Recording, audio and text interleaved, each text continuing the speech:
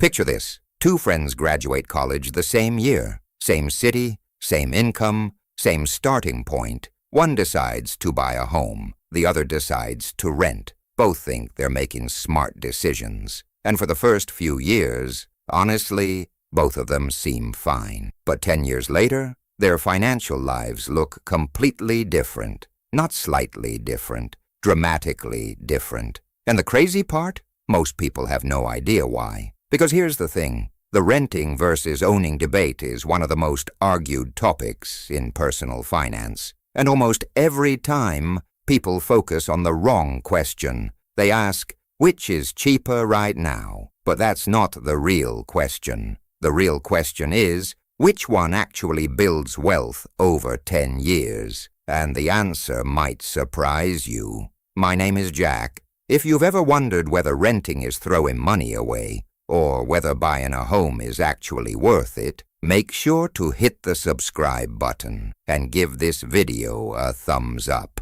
Because by the end of this, you're going to see money very differently. Let's start with the uncomfortable truth nobody in this debate wants to admit. Both sides are partially right, and both sides are missing something huge. Here's what most people don't realize. The wealth gap between renters and owners after 10 years isn't just about the property itself. It's about how each decision affects your entire financial behavior, and that changes everything. Okay, let's look at the math, because numbers tell a story that opinions can't argue with. Two people, both have $30,000 saved. Same income, $5,000 per month. Same city. Person A buys a home, $300,000 house, 10% down. That's their $30,000. They take a $270,000 mortgage at around 7% interest. Monthly payment, roughly $1,800. Person B rents.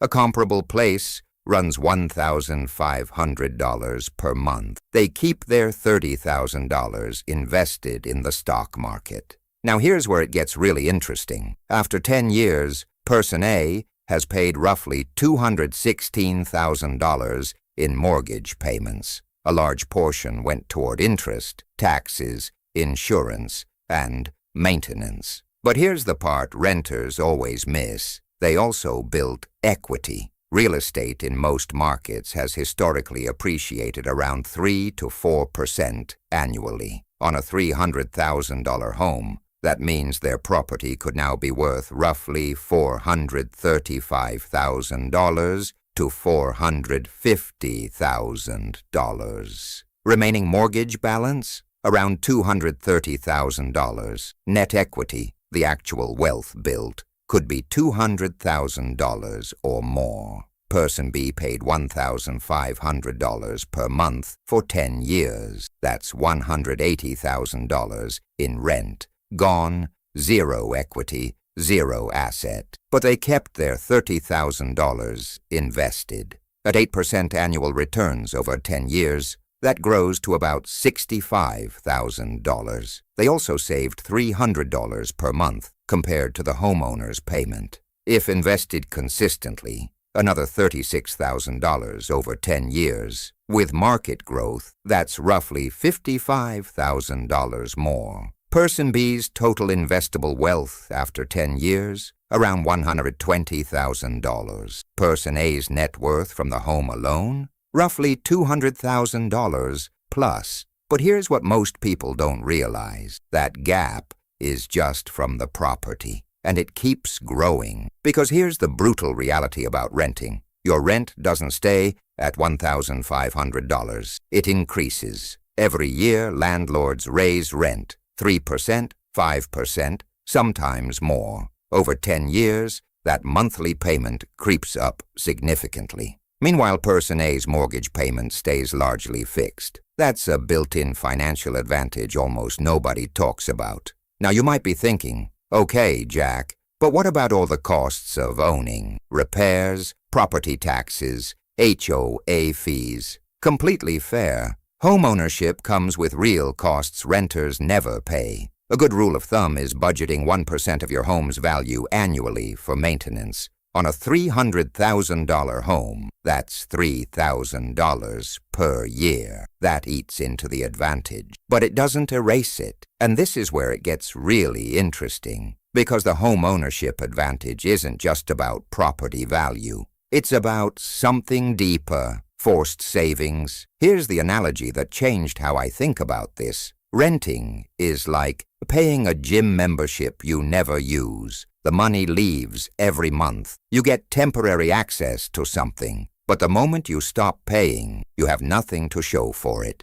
Owning a home is like working out every single day. Every mortgage payment builds something. Results aren't visible week to week, but 10 years later, the difference is impossible to ignore.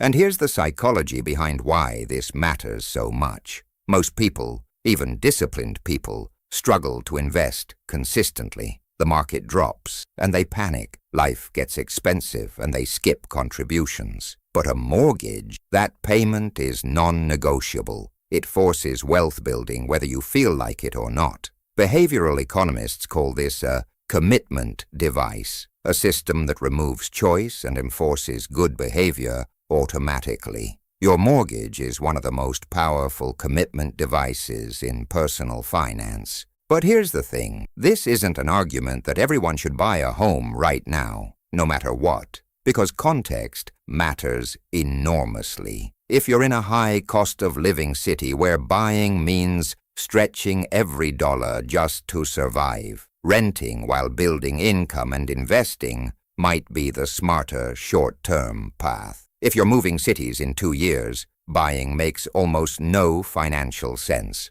Transaction costs alone, closing costs, agent fees, moving, can wipe out 2 to 3 years of equity gains. Homeownership rewards people who stay. It punishes people who move. But if you plan to stay somewhere for 7 years or more, the math almost always favors buying. And the 10-year wealth gap in those situations is staggering. Here's what most people don't realize. According to data from the Federal Reserve's Survey of Consumer Finances, the median net worth of homeowners is roughly 40 times higher than that of renters. 40 times. Same country, same economy, dramatically different financial outcomes. And that gap isn't because homeowners are smarter. It's because owning a home forces behaviors that renters have to do manually. And most people never do them manually, not consistently, not for 10 years straight. So let's bring this together. After 10 years, the homeowner built equity through property appreciation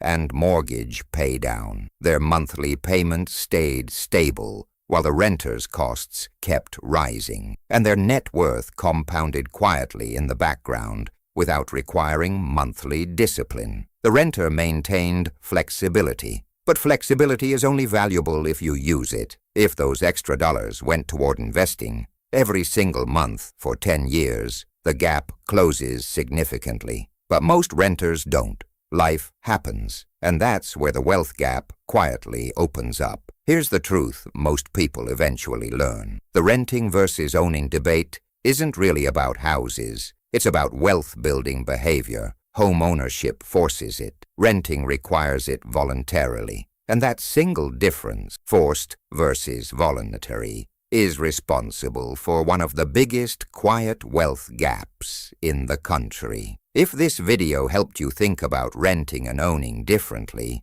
hit the subscribe button. Because on this channel, we're not just talking about real estate. We're talking about the decisions that quietly shape your financial life for the next decade. And I'm curious about something. Are you currently renting or do you own a home? And which direction are you planning to go? Let me know in the comments, because 10 years from now, that decision is going to matter a lot more than most people expect.